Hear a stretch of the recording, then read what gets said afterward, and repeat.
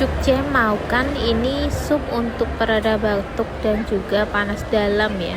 Kalau ada wortel, ada matai, mau kan sama sukmai atau jagung. Ini sudah aku cuci, aku belah-belah gini ya guys.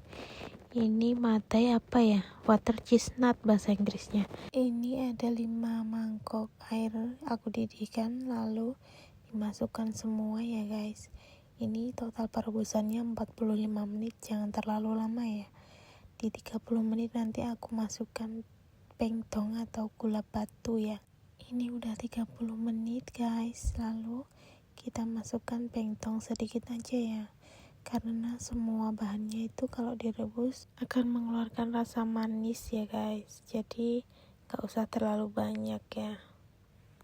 Nah ini udah aku rebus lagi selama 10 menit, ini sudah disiap untuk disajikan ya, untuk diminum. Ini supnya cocok banget untuk musim panas, silahkan dicoba.